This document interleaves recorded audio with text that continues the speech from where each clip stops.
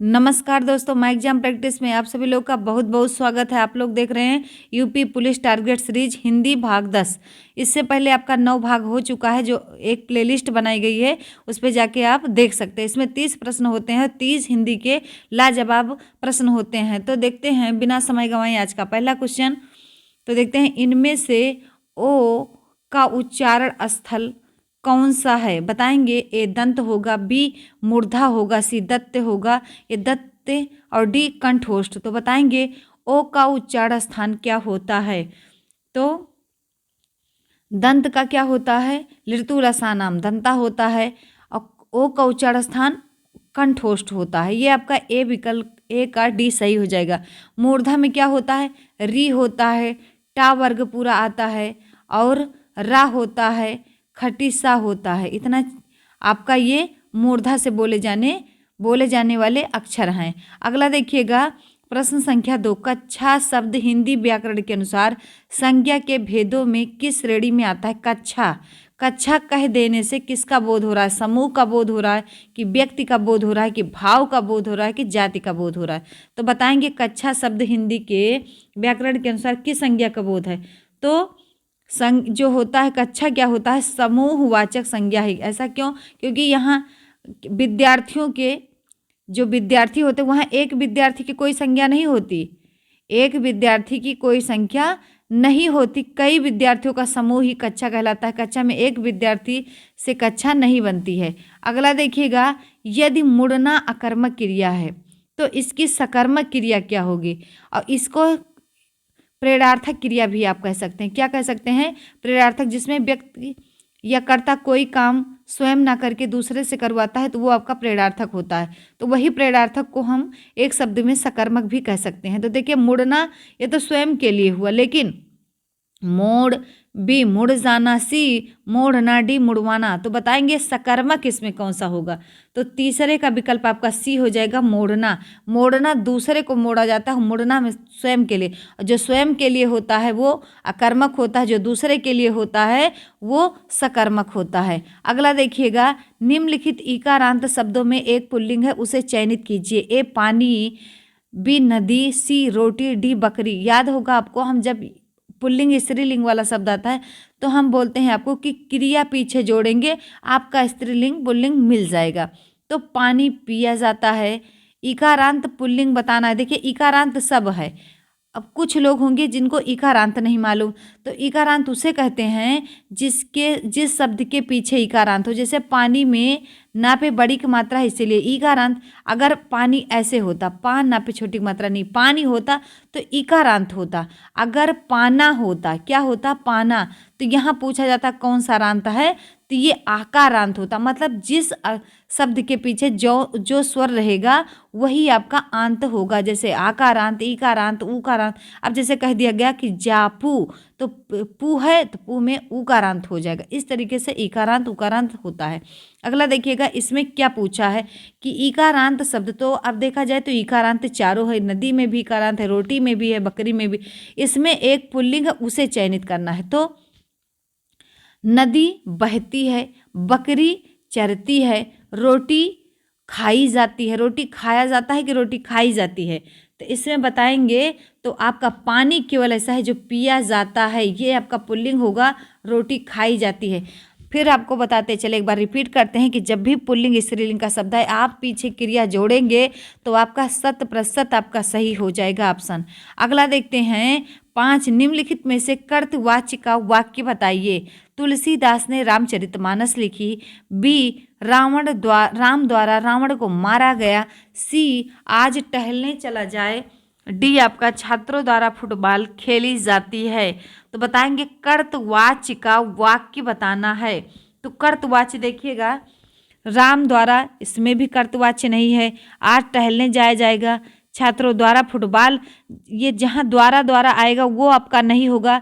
कर्तवाच्य में कर्ता ने होता है, जहाँ ने तुलसीदास ने आ गया, इसीलिए ने जहाँ आएगा वहाँ कर्तवाच्य होगा।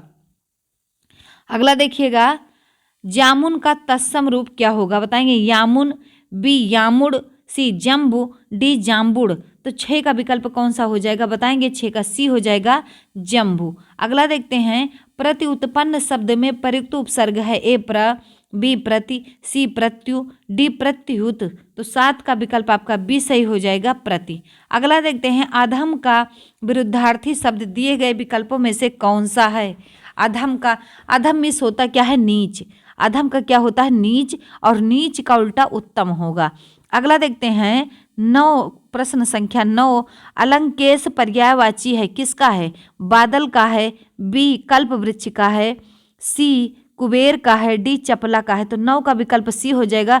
कुबेर अलकापुरी का निवासी था, इसीलिए निवासी था, और उसके साथ ये जैसे लंका के ईश्वर लंकेश थे रावण, वैसे कुबेर अलकापुरी के भी ईश्वर थे, इसीलिए उनको अलंकेश कहते हैं। अगला देखिएगा, इनमें से शब्द का अर्थ हिंदी और अंग्रेजी में भिन्न होता है। ए लूट, बी डूंगरी, सी ठग, डी अवतार। तो बताएंगे 10 का कौन सा विकल्प सही हो जाएगा? तो 10 का आपका बी सही हो जाएगा डूंगरी। अगला देखिएगा, 11 जिसे बुलाया ना गया हो वाक्य के लिए प्रयुक्त होने वाला शब्द है, बताएंगे? अतिथि, बी अभ्यागत, सी अनाहुत, डी रिश्तेदार। तो बताएंगे 11वीं का कौन सा विकल्प सही हो जाएगा? तो 11वीं का आपका सी सही हो जाएगा अनाहुत। आहुत माने होता है बुलाना, अनाहुत माने बिना बुलाए आ जाना।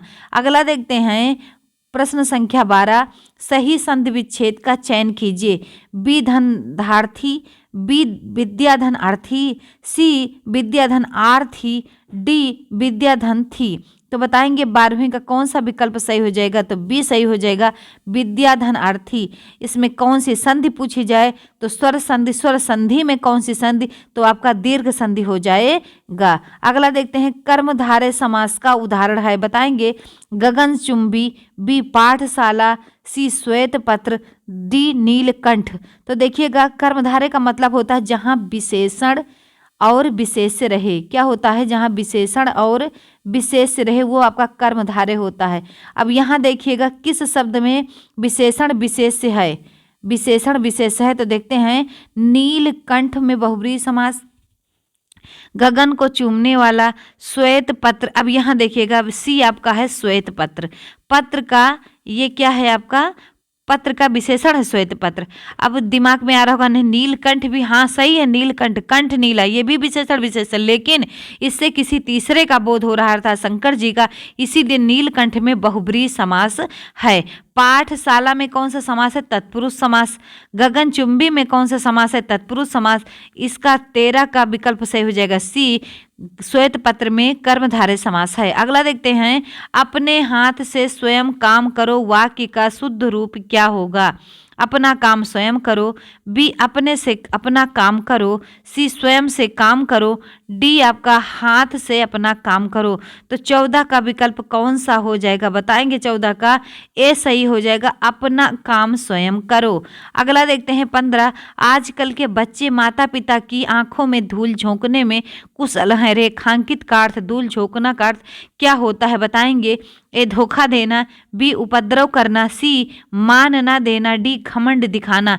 तो धूल झोंकना का मतलब होता है धोखा देना, क्योंकि कहते हैं हम पढ़ रहे हैं मोबाइल में, और मोबाइल में वो क्या करते हैं वो खुद जानते हैं। अगला देखिएगा, अंजर पंजर ढीले करना, ए पिंजरे की मरम्मत करना, बी पिंजरा खाली करना, सी बुरी तरह मारना, डी बुरी तरह सताना। तो अंजर पंजर ढीले करना का मतलब बुरी तरह मारना। अगला देखेंगे, दिए गए गद्यांश के आधार पर प्रश्न संख्या 17 एवं 18 के उत्तर दीजिएगा। शिक्षक को मनोवैज्ञानिक और प्राविधिक मूलाधिकार देकर हमने जहां भौतिक परिवेश को पूर्णतया परिवर्तित कर दिया और जीवन को अप्रत्याशित गतिशीलता दे दी है, वहां साहित्य, कला, धर्म और दर्शन को अपनी चेतना से बहिष्कृत कर मानव विकास को एकांगी बना दिया है। पिछली शताब्दी में विकास के सूत्र प्रकृति के हाथ से निकलकर मनुष्य के हाथ में पहुंच गए हैं, विज्ञान के हाथ में पहुंच गए हैं, और इस बंद गली में पहुंचने का अर्थ मानव जाति का नाश भी हो सकता है। इसीलिए नैतिक और आत्मिक मूल्यों को साथ साथ विकसित करने की आवश्यकता है, जिससे विज्ञान हमारे लिए भस्मासुर का हाथ न बन जाए। व्यक्ति की क्षुद्रता यदि राष्ट्र की क्षुद्रता बन जाती है तो विज्ञान भस्मासुर बन जाता है। इस सत्य को प्रत्येक क्षण सामने रखकर ही अणु विस्फोटक को मानव प्रेम और लोक हित की मर्यादा दे सकेंगे। अपरिसीम भौतिक शक्तियों का स्वामी मानव आज अपने व्यक्तित्व के प्रति आस्थावान नहीं है और प्रत्येक क्षण अपने अस्तित्व के संबंध में शंकाग्रस्त है। 17 नंबर का प्रश्न देखेंगे।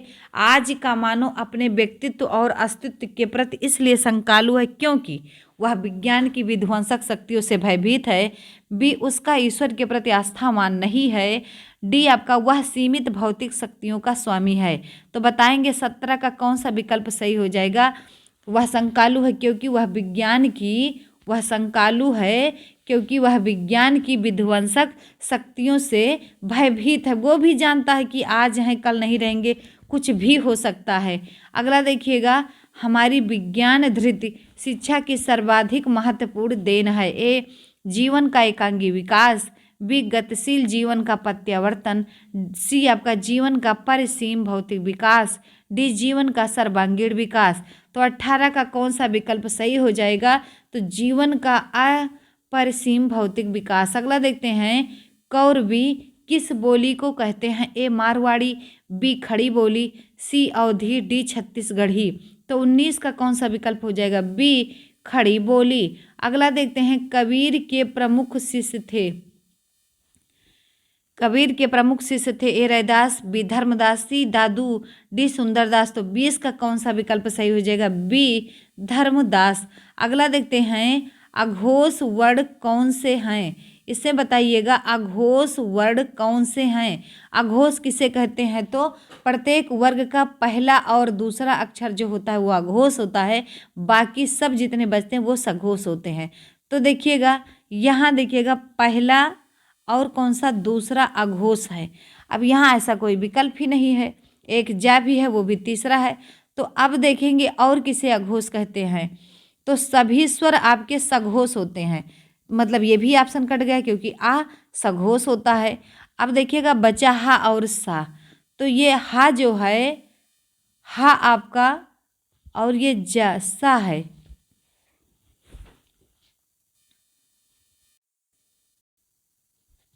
बताइएगा इसमें ये जो हा है ये भी आपका सघोष के अंतर्गत आता है। किसके?